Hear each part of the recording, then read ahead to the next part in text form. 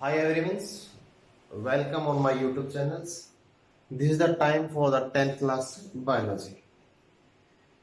So today our topic is respiration in the plants. जो plants है उसमें respiration कैसे होती है, ठीक है?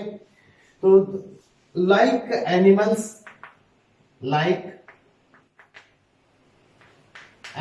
plants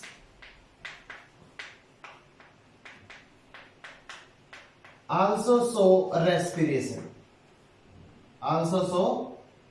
respiration. ठीक है, क्योंकि प्लांट्स को भी क्या होता है, अलाइव रहने के लिए, जिंदा रहने के लिए नीड एनर्जी। क्या होती है? नीड एनर्जी की रिक्वायरमेंट होती है। और जो प्लांट की ये जो रिक्वायरमेंट है ये पूरा होती है कहां से? By respiration process. ठीक है, तो like the animals plant also respire, they use oxygen and CO2। तो ड्यूरिंग रेस्पिरेशन क्या करेंगे? वो O2 को यूज करेंगे एंड रिलीज CO2 गैस।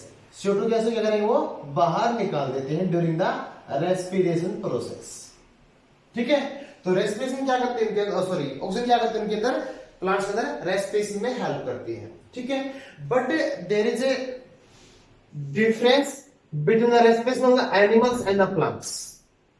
ठीक है, क्योंकि एनिमल्स भी क्या करते हैं? यूज करते हैं ऑक्सीजन का during the respiration. Plants also use the oxygen. Plant भी क्या करते हैं? ऑक्सीजन का यूज करते हैं during the respiration. But there is a difference, दोनों की रेस्पिरेशन में, प्लांट्स में और एनिमल्स की रेस्पिरेशन में क्या होता है? डिफरेंस होता है। वो हम अब देखते हैं। तो जो प्लांट्स होता है, प्लांट्स के जो पार्ट्स हैं, plants parts such as root, leaves or stem and stems, these all part can perform the can show the respirations differently.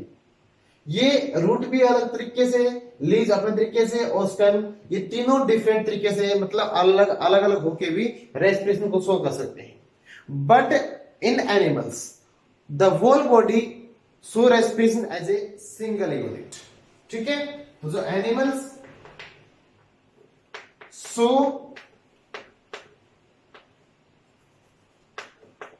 respiration as a single unit,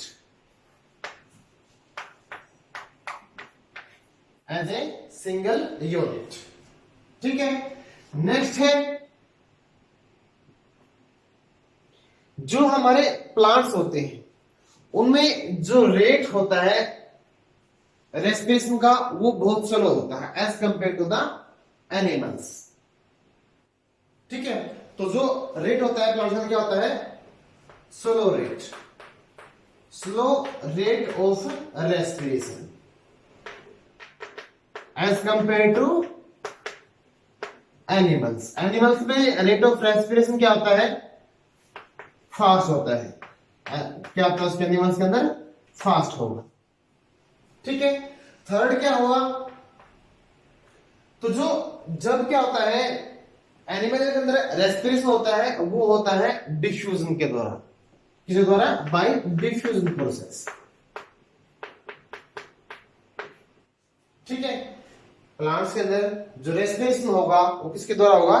bye diffusion process. ठीक है, क्योंकि जो plants body होती है बड़ी होती है as compare to the animals का, और सरफेस एरिया ज्यादा होने के कारण इसमें डिफ्यूजन क्या होता है? इजीली से हो सकता है।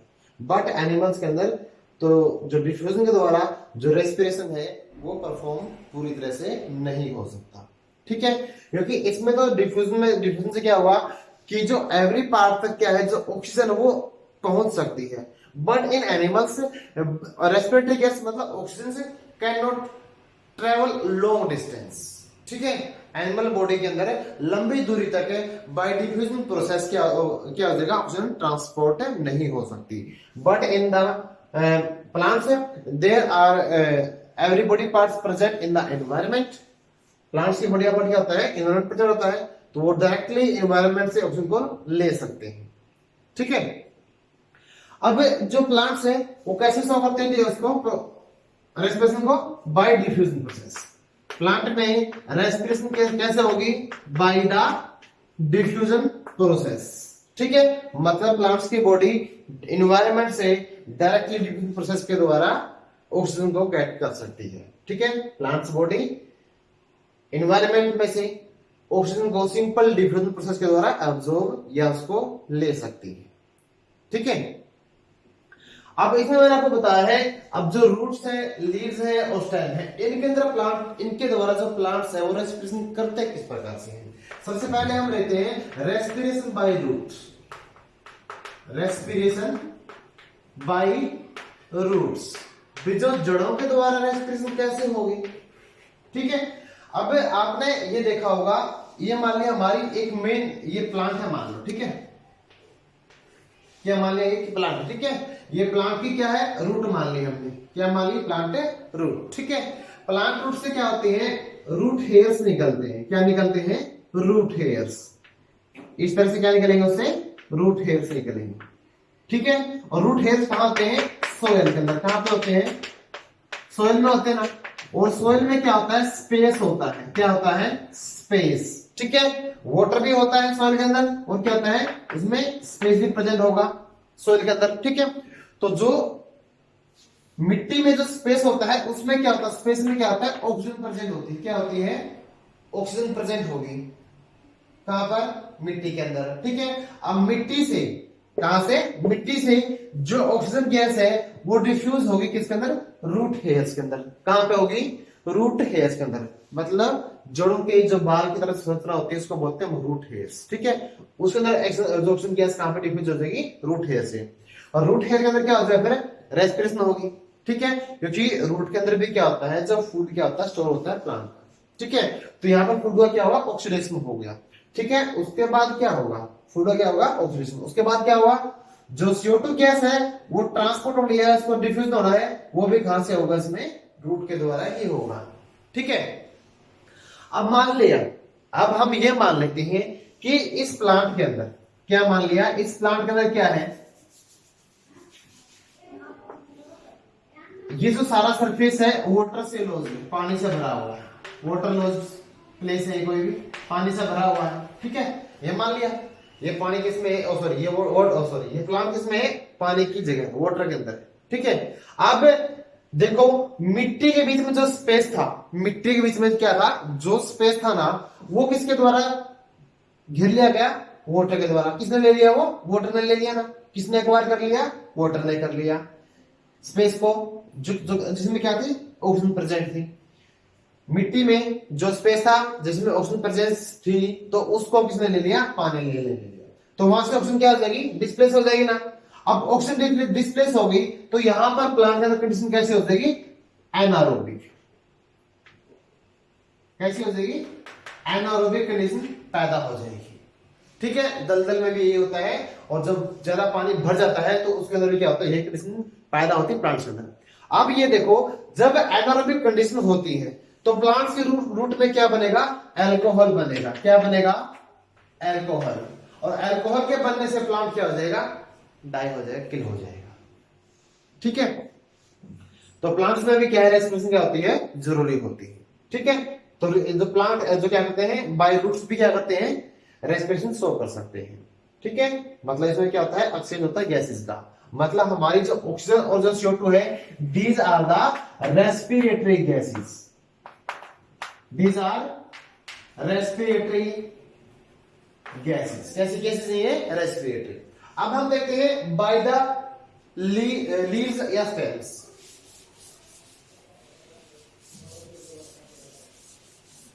Bye leaves second. अब बाय लीव्स कैसे होगा? अब लीव्स के अंदर आपने ये देखा है, there are tiny holes on the surface of leaves. On the surface of leaves, जो प्लांट के लीव्स होते हैं उसके सरफेस पे क्या होता है? पतले, सॉरी छोटे छोटे क्या होते हैं? छिद्र होते हैं। ठीक है, called as stomata. Called as stomata, उनको हम बोलते हैं स्टोमेटा बोलते हैं। और स्टोमेटा क्या करते हैं? गैसेस के एक्सचेंज में हेल्प करते हैं प्लांट्स के अंदर। स्टोमेटा क्या करेंगे, प्लांट्स के अंदर गैसेस की एक्सचेंज मतलब O2 को लेने में और CO2 को छोड़ने में ड्यूरिंग रेस्पिरेशन क्या करते हैं, हेल्प करते हैं।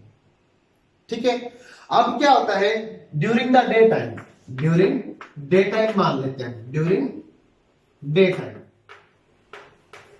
प्लांट्स क्या क्या शो करते हैं, फोटोसिंथेसिस। ठीक है, जब फोटोसिंथेसिस होती है तो उस टाइम पे भी क्या होती है, ऑक्सीजन क्या होती है, प्रोड्यूस होती है ना।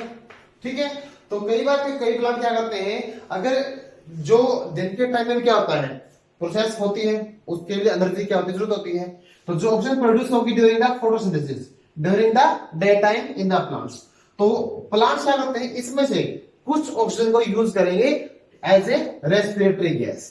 तो इससे क्या करते हैं, वो रेस्पिरेशन शो करते हैं। क्या करेंगे, रेस्पिरेशन शो करेंगे प्लांट से during the day time also.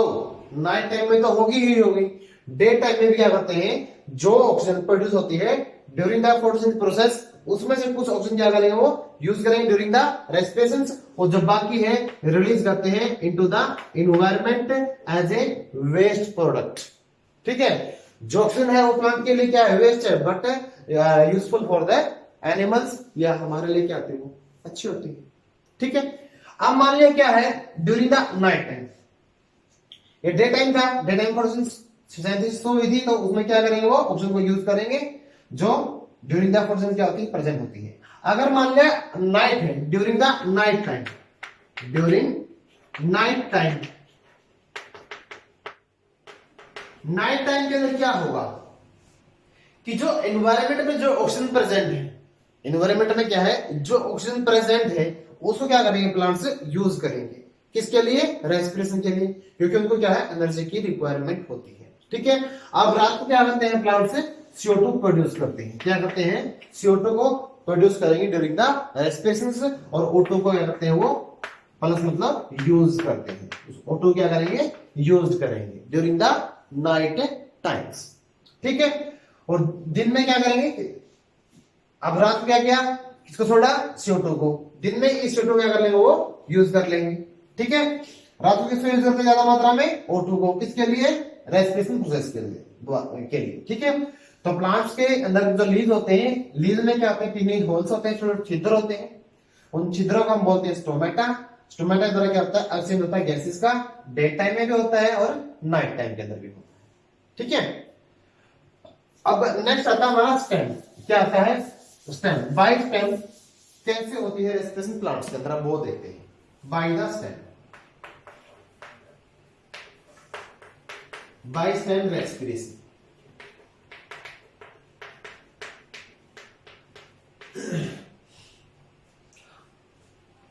आज मैं टॉपिक करवाने वाला हूं, इसके बाद रेस्पिरेशन इन एनिमल्स प्लांट्स में खत्म हो जाएगा। ठीक है, तो वो टॉपिक क्या है, बहुत ही इंपॉर्टेंट है, उसमें 2 क्वेश्चन एनसीईआरटी भी आएंगे, एक प्रोसेस भी आएगी, जो बहुत ही क्या है, इंपॉर्टेंट है 10th क्लास के लिए। ठीक है, ध्यान से सुनना और लास्ट तक देखना लेक्चर को, कहीं छोड़ो कि सोचो कि आगे कुछ नहीं है ऐसा बताने वाले सर, बहुत इंपॉर्टेंट चीज आने वाली है, तो केयरफुली देखें, ध्यान से देखें बेटा। तो बाय स्टेम रेस्पिरेशन कैसे होती है। ठीक है, अब स्टेम के अंदर भी क्या होता है, जो हर्बेसियस प्लांट होते हैं, जो हरे भरे पौधे होते हैं ना, हरे भरे हर्बेसियस या हर्ब्स मान लो, जो छोटे प्लांट्स होते हैं, जिस प्लांट की स्टेम ग्रीन होना, उसको बोलते हैं हर्बेसियस प्लांट। क्या बोलते हैं, हर्बेसियस या हरब प्लांट। ठीक है, अब जो हरब प्लांट होती है उसके स्टेम में भी क्या होते हैं, स्टोमेटा होते हैं। क्या होते हैं, स्टोमेटा। और स्टोमेटा क्या करेंगे, गैसेस के एक्सचेंज में क्या करेंगे, हेल्प करेंगे। गैसेस के एक्सचेंज मतलब O2 के CO2 के एक्सचेंज में हेल्प करेंगे। O2 आएगी तो क्या होगा, फूड का ऑक्सीडेशन होगा, जिससे फूड प्लांट को क्या मिलेगी, एनर्जी मिलेगी। अब मान लिया क्या है, कई प्लांट सारे तो हर्बेसियस नहीं होते, मतलब सब प्लांट जो प्लांट है, सबकी जो स्टेम है वो हरी भरी नहीं होती। कुछ प्लांट्स होते हैं जैसे वुडी प्लांट होते हैं, जो बड़े प्लांट होते हैं ना, जिसको हम बोलते हैं वुडी प्लांट। ठीक है, क्या बोलते हैं, वुडी प्लांट्स, जिनकी जो छाल होती है, बात होती है, वो क्या होती है, थिक होती है, और उसमें स्टोमेटा प्रेजेंट नहीं होते। तो इस कंडीशन में प्लांट्स क्या करते हैं, तो इस कंडीशन में जो प्लांट्स की जो बात होती है, उसमें क्या होता है, छोटे छोटे पोर्स होते हैं। क्या होते हैं, छिद्र, पोर्स। बाद में क्या होंगे, पोर्स, छिद्र होंगे। ठीक है, और उनको बोलते हैं लेंटिसेल्स। क्या बोलते हैं? Lenticels. There are the small holes या pores in the bark of the plants that help in the respiration, और इन पोर्स को हम बोलते हैं लेंटिसेल्स। क्या बोलते हैं? लेंटिसेल्स इनको हमें बोलते हैं। ठीक है, तो प्लांट में जो रेस्पिरेशन था वो सिंपल ही था, ज्यादा नहीं बताना, क्योंकि हमारा जो लेवल है यहाँ तक ही है 10th के अंदर, इससे ज्यादा हम डिस्कस नहीं करेंगे। और अब हम डिस्कस करते हैं आगे रेस्पिरेशन इन द एनिमल्स।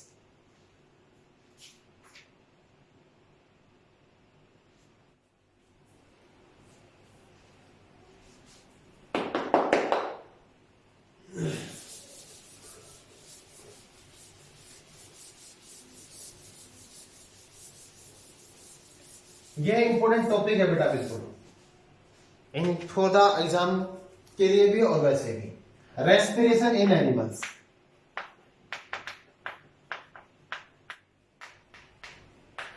तो जिस तरह के जीव होंगे उनमें उसी तरह से क्या होता है? रेस्पिरेशन होती है।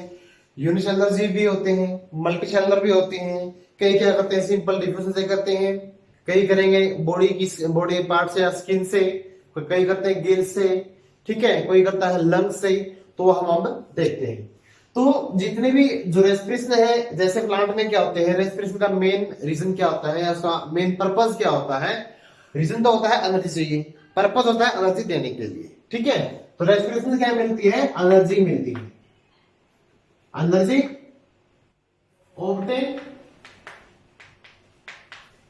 Bye oxidation of the food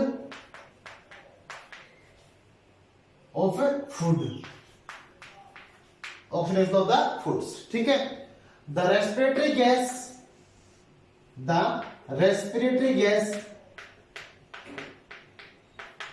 is taken by a process called as breathing। क्या बोलते हैं? Breathing process. अब ब्रीथिंग प्रोसेस के द्वारा हम क्या आते हैं? रेस्पिरेटरी गैस को अंदर लेंगे। ठीक है, sorry, the respiration is taken by the process, sorry, respiratory gas आएगा यहाँ पे। क्या आएगा? Respiratory gas.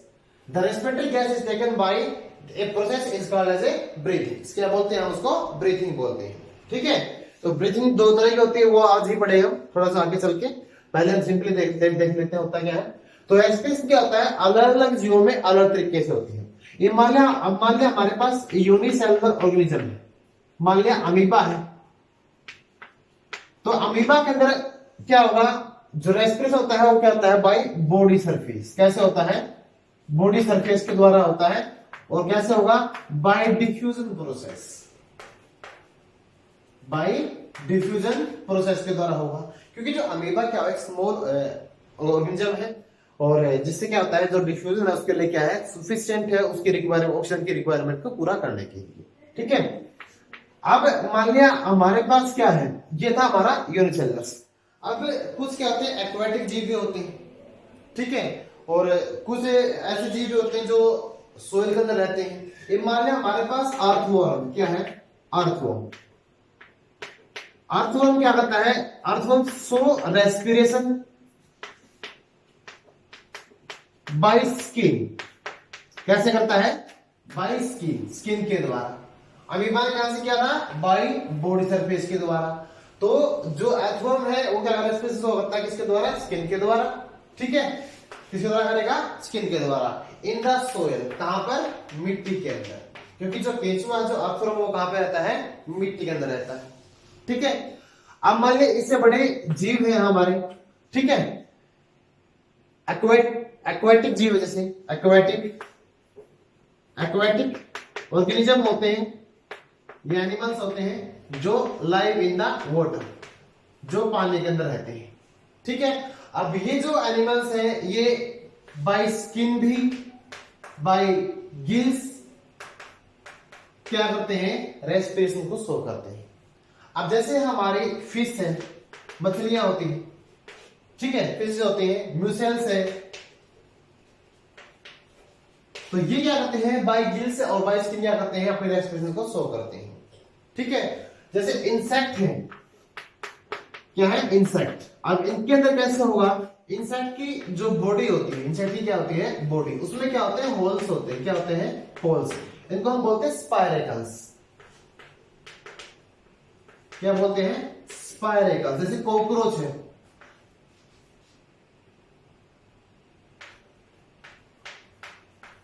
क्या है कॉकरोच। अब कॉकरोच के अंदर क्या होता है स्पाइरल्स होते हैं उसकी बॉडी के सरफेस के ऊपर, ठीक है। तो इन स्पाइरल्स से क्या करते हैं वो अपनी सांस लेने में क्या करते हैं हेल्प करते हैं। अब ग्रास ऊपर है, कॉकरोच है, ठीक है, और कोई इंसेक्ट है, अदर इंसेक्ट, तो उनमें क्या होता है एक विंड पाइप भी होती है, या जो बोलते हैं सॉरी विंड ट्यूब या एयर ट्यूब, क्या होती है विंड या एयर ट्यूब होती है, जिसको बोलते हैं ट्रैकिया। क्या बोलते हैं ट्रैकिया। तो इनके अंदर ट्रैकिया भी होता है और क्या है स्पाइरल होता है। तो इससे क्या करते हैं ये जो इंसेक्ट वगैरह रेस्पिरेशन शो करते हैं। लेकिन जो लार्जर एनिमल्स होते हैं, क्या होते हैं लार्जर एनिमल्स, उनके अंदर रेस्पिरेशन होता है बाय लंग्स। जैसे हम है, अदर एनिमल्स है, फ्रॉग है, ठीक है, डॉग है, तो इनके अंदर क्या होता है लंग्स होता है, ठीक है, क्या होते हैं लंग्स। तो ये लंग्स से क्या करते हैं अपना श्वसन क्रिया को पूरा करते हैं। अब एक क्वेश्चन आता है इसमें कि वाई जो टेरेस्ट्रियल ऑर्गेनिजम्स, ये क्या है इसके अंदर आएंगे टेरेस्ट्रियल, जो लार्ज एनिमल है। टेरेस्ट्रियल होता है जो पृथ्वी के ऊपर रहते हैं, और एक्वेटिक होता है जो पानी के अंदर रहते हैं। Why terrestrial organisms have advantage over the aquatic organisms to show breathing या रेस्पिरेशन, ठीक है। अब सांस लेने के लिए, ब्रीथिंग को शो करने के लिए जो लार्ज एनिमल है वो उनको फायदा क्यों है as compare to the aquatic, ठीक है। अब इसको हम देखते हैं, क्वेश्चन है, क्वेश्चन है एनसीईआरटी क्वेश्चन है, टेक्सचुअल क्वेश्चन। अब इसको हम देखेंगे।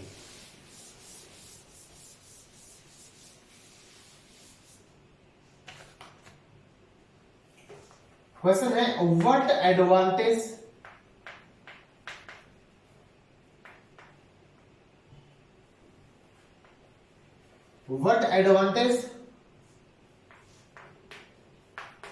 over the aquatic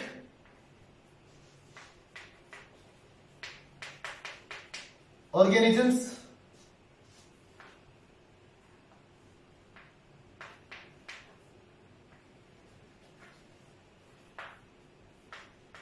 have terrestrial organisms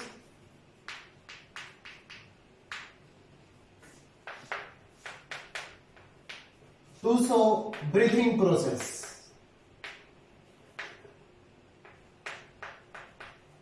to show breathing process। जो टेरेस्ट्रियल ऑर्गेनिज्म है why they are more capable than the aquatic. अब मान लो हमारे पास क्या एक्वेटिक एनिमल्स है, और हमारे पास है टेरेस्ट्रियल या मान लो आप लैंड ऑर्गेनिज्म या एनिमल्स है, ठीक है। अब टेरेस्ट्रियल जो एनिमल्स है वो कहां से लेंगे ऑक्सीजन, कहां से लेंगे पानी से, मतलब water dissolve oxygen, water dissolve oxygen को यूज करेंगे पहली बात तो, ठीक है। और वाटर के अंदर जो ऑक्सीजन की जो रिक्वायरमेंट सॉरी जो अमाउंट होती है वो क्या होती है कम होती है as compare to the atmosphere, क्योंकि ये जो टेरेस्ट्रियल ऑर्गेनिज्म होते हैं एनिमल्स होते हैं they take oxygen from the air या एनवायरमेंट। तो ऑक्सीजन की मात्रा पानी के अंदर क्या होती है कम होती है as compare to the air, इसलिए इनका ब्रीथिंग रेट भी क्या होता है हायर होता है as compare to the terrestrials. अगर इनका ब्रीथिंग रेट हायर नहीं हुआ तो ये अपनी रिक्वायरमेंट है जो ऑक्सीजन की उसको पूरा नहीं कर पाएंगे, इसलिए इनका रिक्वायर इनके पास क्या है जो ऑक्सीजन की अमाउंट क्या पूरी है, इनका ब्रीथिंग रेट क्या होता है स्लो होता है एज कंपेयर टू एक्वेटिक। और इनको सांस लेने में क्या हुआ फायदा हुआ as compare to the aquatic, क्योंकि पानी के अंदर अमाउंट है जो डिजोल्व ऑक्सीजन होते हैं उसकी अमाउंट क्या होती है लेस होती है। यहाँ पर एयर के अंदर जो O2 की मात्रा क्या होती है ज्यादा होती है, मोल होती है। सेकंड क्या होता है जो एक्वेटिक होते हैं इसके अंदर क्या होता है ये सांस लेंगे बाय स्किन और गिल्स के द्वारा, सांस लेंगे स्किन और गिल्स के द्वारा। लेकिन जो हमारे टेरेस्ट्रियल जो या लैंड एनिमल्स होते हैं इनके अंदर जो रेस्पिरेटरी या ब्रीथिंग जो ऑर्गन होता है ब्रीथिंग सॉरी ब्रीथिंग होता है, क्या होता है, लंग्स होते हैं, क्या होते हैं, लंग्स। ठीक है, अब मैंने बताया है जो एक्वाटिक एनिमल है इसमें सांस लेने के लिए क्या होता है, स्किन होता है, गिल्स होता है। हमारे जो टेरेस्ट्रियल एनिमल है इनके अंदर सांस लेने के लिए क्या होता है, लंग्स होते हैं, फेफड़े होते हैं। तो जो lungs are more capable organ as compare to skin and the gills to exchange for the exchange या to exchange the gases. Gas के एक्सचेंज करने के लिए लंग्स क्या होते हैं, कैपेबल होते हैं as compare to the skin. ठीक है, पहली बात तो क्या होगी, ये होगी कि डिजोल्व की मात्रा कम होती है, दूसरा इसमें गिल्स होते हैं, यहां पे एयर की मात्रा ज्यादा होगी, दूसरा क्या, लंग्स हो गया। अब इनमें क्या होता है, जो ट्रांसपोर्ट होता है वो क्या होता है, बाय डिफ्यूजन प्रोसेस होता है। कैसा होता है, बाय डिफ्यूजन प्रोसेस। लेकिन इनके अंदर क्या होता है, बाय एब्जॉर्प्शन। मतलब इनकी बॉडी की रिक्वायरमेंट की जो ऑक्सीजन की जो रिक्वायरमेंट है वो सिंपल डिफ्यूजन प्रोसेस से पूरी नहीं कर सकता, इसलिए इनके अंदर जो ट्रांसपोर्ट होता है कैसे होता है, वो एब्जॉर्प्शन के द्वारा होता है। ठीक है, अब यहां से एक क्वेश्चन और उठ गया, व्हाई डिफ्यूजन इज इनसफिशिएंट। ये भी एनसीईआरटी क्वेश्चन है, यहां से मैंने दो क्वेश्चन बन गए, एक क्वेश्चन दिया होगा, अब इसे इसका आंसर ये था, अब इससे क्या एक क्वेश्चन और बनता है कि यहां पर तो डिफ्यूजन से क्या हुआ, रिक्वायरमेंट पूरी हो जाएगी, लेकिन यहां पर डिफ्यूजन से रिक्वायरमेंट पूरी नहीं होगी हमारी ब्रीथिंग की या ऑक्सीजन की। ठीक है, इसलिए यहां पर क्या होता है, एब्जॉर्प्शन प्रोसेस का सहारा लिया जाता है। ठीक है, अब यहां से क्वेश्चन बन गया, why diffusion process, why diffusion process is insufficient, is insufficient to meet the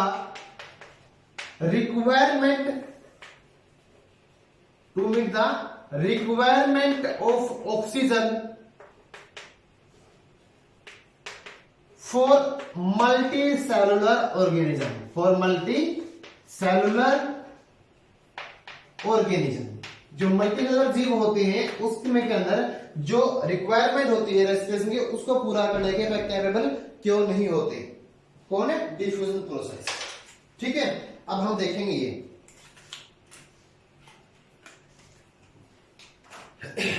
अब ये देखो बेटा, मैंने ये कहा जो डिफ्यूजन प्रोसेस पूरा नहीं कर पाएगी किसकी, ऑक्सीजन की अमाउंट को किसके अंदर, मल्टीसेलुलर के अंदर। ठीक है, अब ये देखेंगे हम,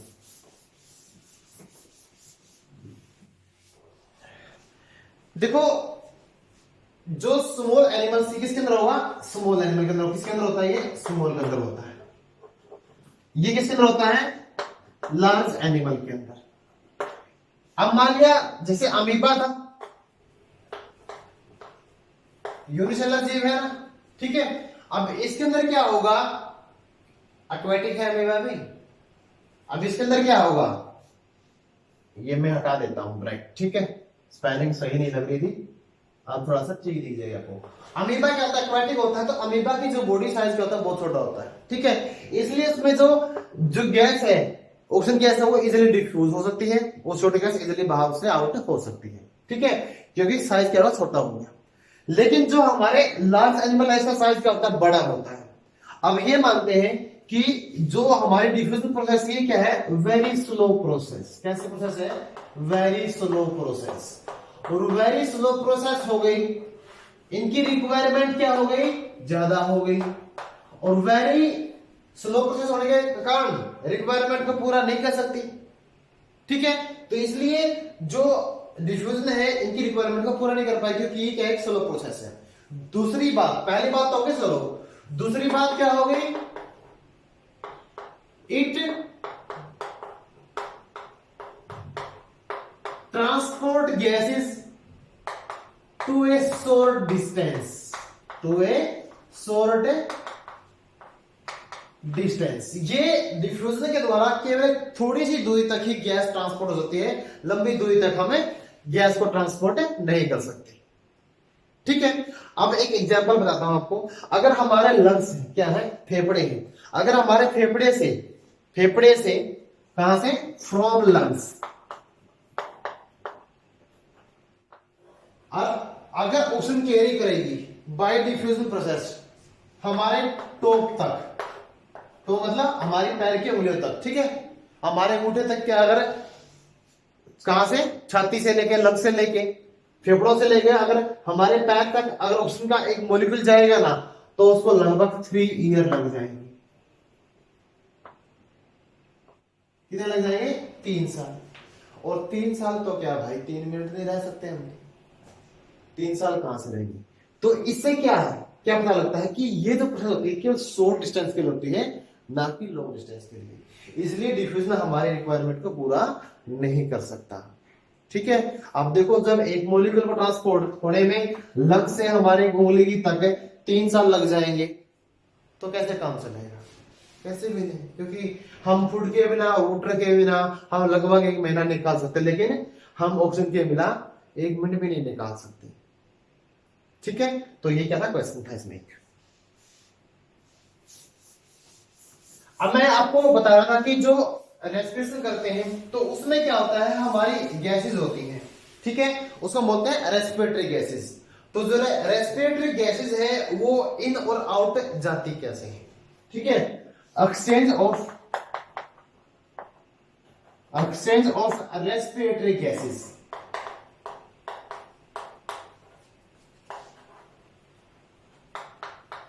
ये क्वेश्चन है भाई इंपॉर्टेंट, ऐसा क्वेश्चन नहीं है, इंपॉर्टेंट क्वेश्चन है। ठीक है, अब रेस्पिरेटरी गैसेस मैंने बताया था कौन सी होती हैं, O2 होती है और क्या होती है, CO2। अब जो O2 और CO2 का जो एक्सचेंज कैसे होता है, by the breathing process, by breathing process.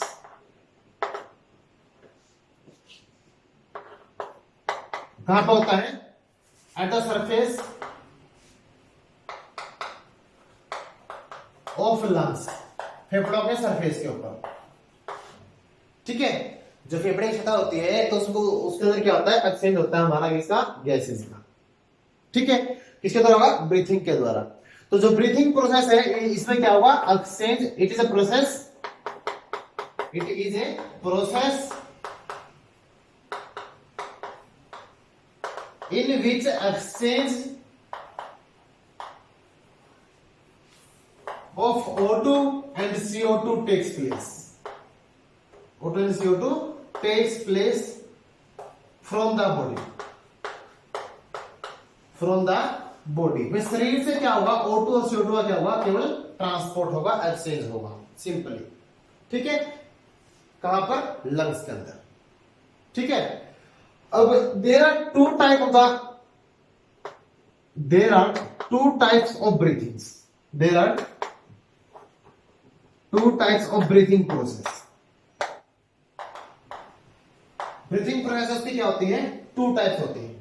ठीक है, फर्स्ट होता है इनहेलेशन, इनहेल करना, अंदर लेना। एक्सहेलेशन का मतलब होता है किसी चीज को एक्सहेल करना, बाहर रिलीज करना, निकालना। ठीक है, अब इनहेलेशन में क्या हुआ, इसमें क्या हुआ, it is a process in which oxygen is inhaled into the body, जिसमें हम क्या करेंगे, O2 को टेक करेंगे इनसाइड द बॉडी, शरीर के अंदर, इनसाइड द बॉडी। ठीक है, और एक्सेलरेशन में क्या होते हैं, release of CO2 from the body, release of CO2 from the body. शरीर से हम क्या करते हैं, किसको निकालेंगे, CO2 को निकालेंगे, उसको बोलते हैं एक्सहेलेशन। तो ब्रीथिंग प्रोसेस हमारी 2 टाइप की होगी, inhalation, it is a process in which we take oxygen या oxygen rich air into the body, oxygen rich air into the body is called inhalation. ठीक है, सिर्फ ऑक्सीजन को लेंगे, तो इसमें हम क्या करते हैं, सिर्फ निकालेंगे CO2 गैस को। तो it is a process in which carbon dioxide rich air remove from the body या रिमूव फ्रॉम द लंग्स में से हमें या बॉडी से बाहर निकाल दें। अब ये इनहेलेशन, ब्रीथिंग इन, इसको हम बोलते हैं इनहेलेशन को ब्रीथिंग इन, और इसको बोलते हैं breathing out.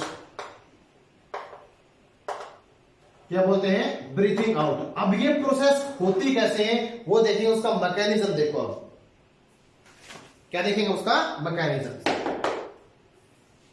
Mechanism of breathing process, very very important.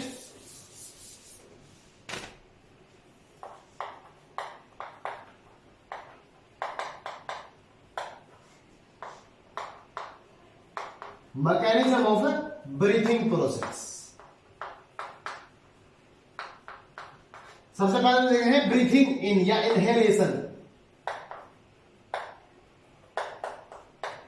Breathing इन या इनहेलेशन, इनहेलेशन, ठीक है। तो ब्रीथिंग इन में क्या होता है?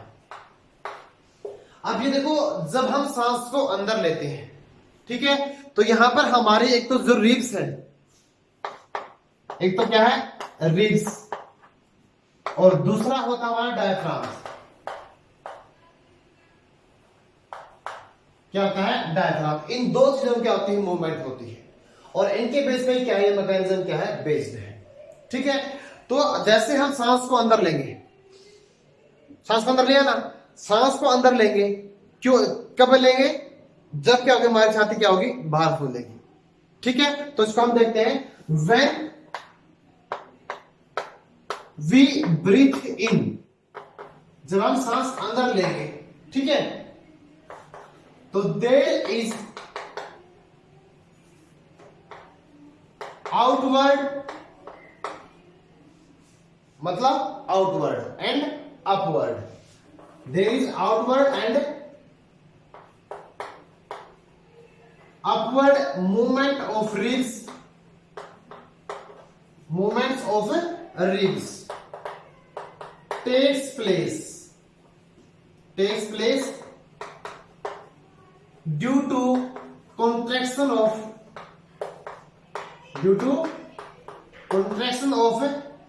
intercostal muscles, intercostal या इंटरकोस्टल मसल लिख लेना। अगर इंटरकोस्टल याद ना रहे, सिंपल मसल्स लिख लेना, ठीक है। Contraction of the muscles of ribs, of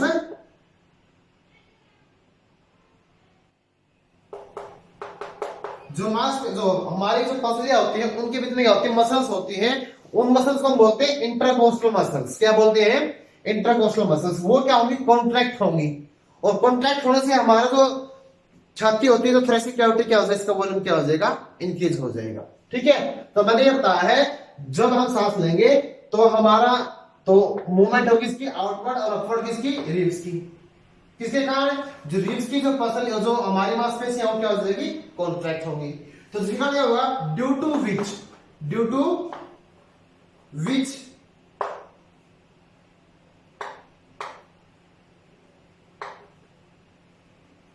उससे पहले इसमें सेकंड पॉइंट नहीं, 10th का ही है, ज्यादा बड़ा नहीं करूंगा, छोटा ही बना देता हूं, ठीक है।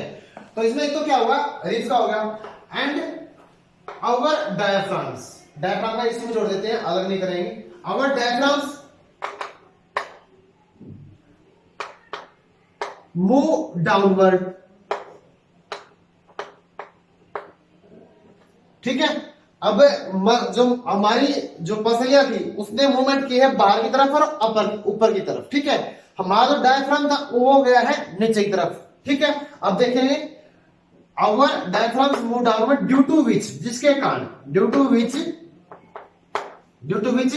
The volume of thoracic cavity, the volume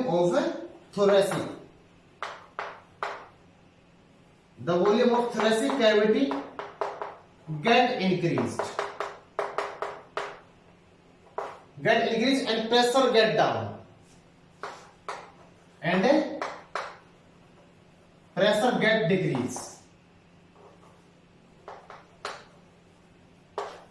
So air या oxygen diffuse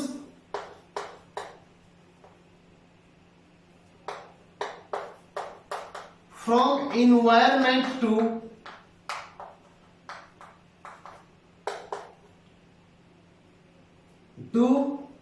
our lungs.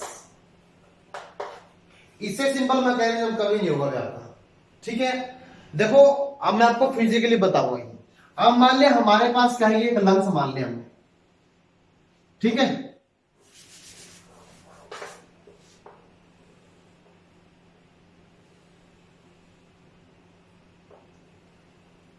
Simply जो लंग्स मान लिया, इसमें क्या हमारी ये पंसलियां हैं, क्या मान लेंगे, पंसलियां। ये तो हमारी रिब्स है, क्या है ये, रिब्स। ये हमारा डायफ्राम,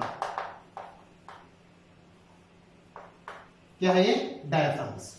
अब मैंने ये बोला है जब हम सांस अंदर लेते हैं, देखो सांस को अंदर एक बार फील करो, सांस अंदर लिया, जिससे हमारी जो रिब्स है वो कहां आई है, बाहर की तरफ आई है और ऊपर की तरफ आई, आउटवर्ड और अपवर्ड।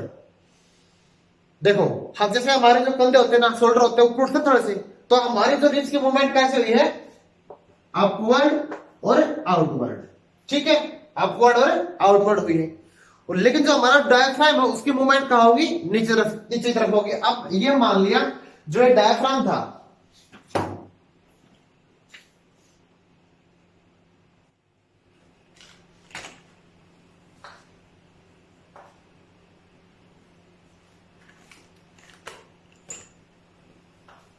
ठीक है, ये सिग्नल है। अब ये देखो मैंने आपको कहा जब हम सांस को अंदर लेंगे ना, हमारी रिब्स क्या करेंगे, अपवर्ड और आउटवर्ड, ऊपरी तरफ और बाहरी तरफ गति करती हैं।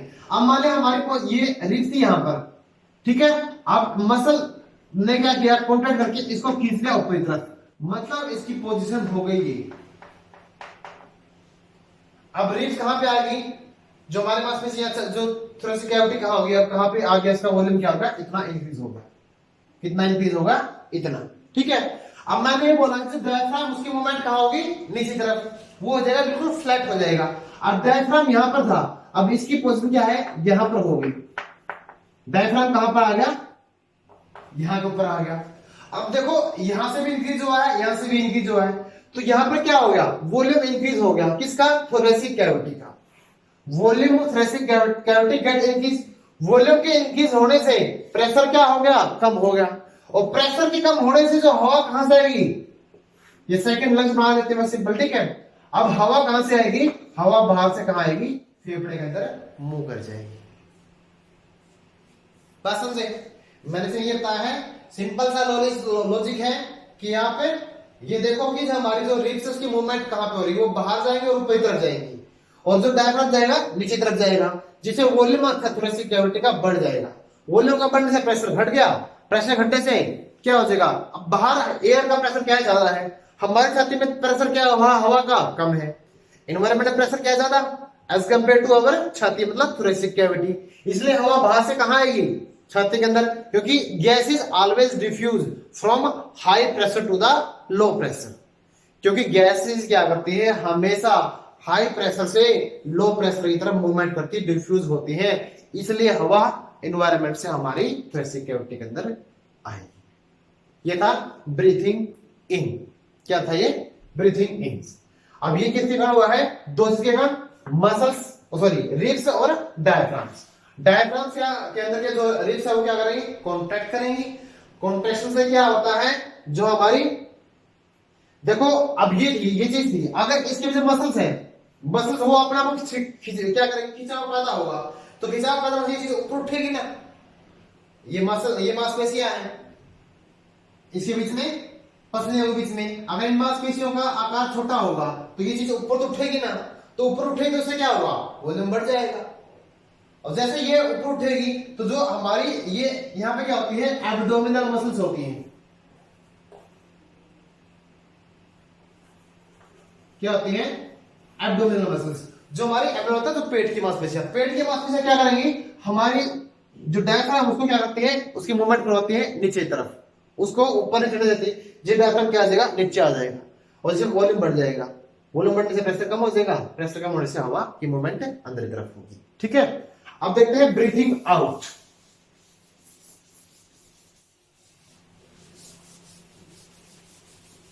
ब्रीथिंग आउट इसके क्या है, बिल्कुल अपोजिट है। ब्रीथिंग इन आ गया, आउट अपने आप आ जाएगा।